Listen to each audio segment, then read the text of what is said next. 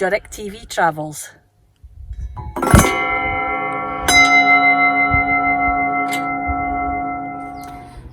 You'll find England in the towns and cities with the different dialects and languages and cultures. But I've come in new to Englandshire now, visiting for over 15 years now, and this is where you find the real England, in the heart of the countryside.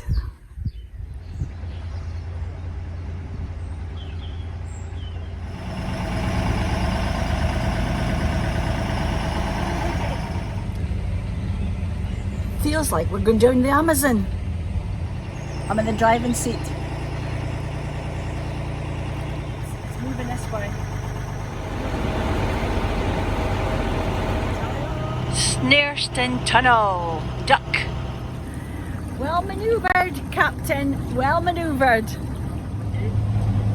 This life fairly helps to calm the heat. Quite fascinating for us. We're now in Northumberland National Park and we're trying to follow routes of Hadrian's Wall. Fascinating history here, to think that the Romans were here. Another thing we've been looking at is, a few weeks ago we were in Forsenard, which is part of the flow country thing, and they were looking at the peat bogs and how it is important for the carbon, the absorbing of the carbon, to create a good atmosphere for us. And we're looking at Northumberland here, National Park, and how they're looking at the same thing here. We're not just about one thing in Doric TV, we're about our thing. We just pop with a shield now and again when we get a wee window, and we just try to grasp life from the past, looking at the present and, you know, thinking we need to create a good future for us. And again, we cannot understand who or why we are today unless we tap into the past. That's one thing I'm good at. I'm good at learning. I have a bipolar condition. My brain goes very quick at times. I can't read very well. I'm not great at technology, but I do like to use my imagination and try to tap into the energy. And you know, that's stood me in good stead. Well, a lot of Hadrian's Wall isn't visible, but you can sometimes plot it out where you can see people on the headland where they're walking the route. This is one of the best preserved Roman fort areas. This area is a UNESCO site. Now we're beginning to see the height and the width of Hadrian's Wall.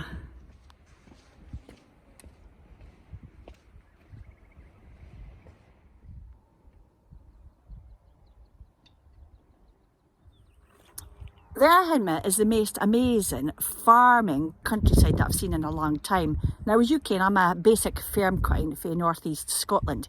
Now, we were up to our knees in dubs, basically, and it was a bit like a modern day sunset song, but that's another story. Anyway, we just noticed that adjacent to Hadrian's Wall, ditches running aside. Now, if you were lucky enough to get over the wall in the first place, right, you then were confronted with ditches. The ditches were there to slow you down on an escape. The wall and the ditches. Look at the horns on that sheep. The Hadrian's Wall story. Hadrian's Wall was built by the order of Emperor Hadrian following his visit to Britain in AD 122. It was planned as a continuous wall with a mile castle every Roman mile, 1.48 kilometres, and 2 turrets equally spaced between each mile castle. The wall, with its defensive ditches that we were telling you about earlier, and large forts stretched from coast to coast, a distance of 80 Roman miles. It formed the northernmost frontier of the Roman Empire. One of the turrets, as it was, and what's left of it now. This is one of the best preserved bits of the wall. That's half the height of the original wall. We've come to the end of Hadrian's Wall, all 70 miles. We did it in one day. Well, we had a wee bit of help with 4 wheels. Reading here that the end of Roman rule in Britain in AD 410 brought enormous changes to Hadrian's Wall.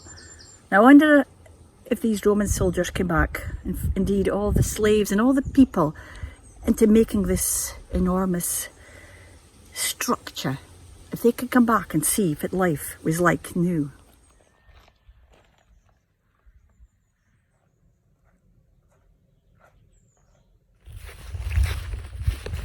We just toddle along nicely, don't we? Another bit of history here. Everybody's heard of the dam busters. Well, this is Derwent Reservoir. This was a practice for the dam busters.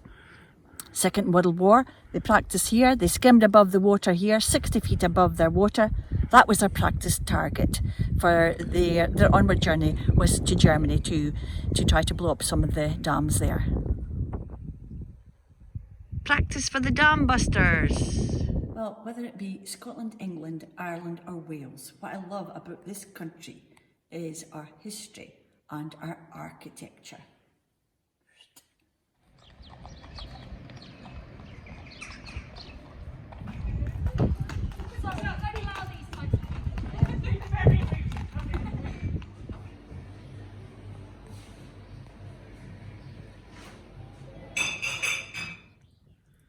It's a right heartwarming sight.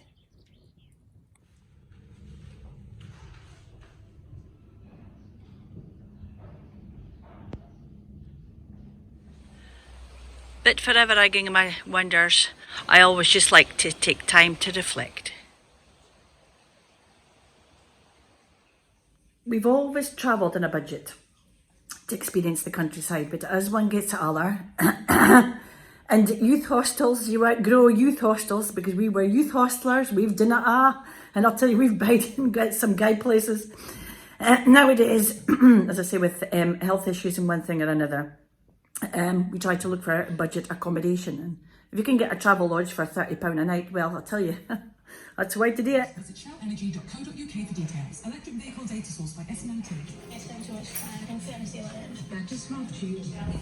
Next stop, Rome. It's only 1,125 miles. Well, on second thoughts, Rome's a wee bit too far for him. And we didn't fancy the airport delays, queues. So we'll head on to Keilder Forest. Especially my interest in trees, because I used to work in the Forestry Commission. The heart of forestry land in England. This is Keilder area. Here's Keilder Castle. Keilder Forest area is a massive forested area, which is obviously good for the atmosphere because of the oxygen. And I'm always looking for organisations which is protecting our environment. Jedburgh Abbey behind me has always been another place on my list of places to see. Speaking about walking right back into the past. Our heritage.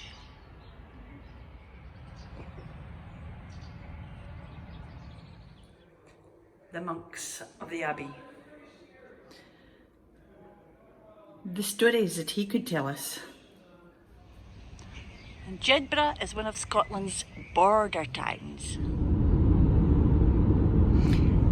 Now, this is indeed a welcome sight when you're coming back from down south back to Scotland. The new Forth Road Bridge. Doric TV travels.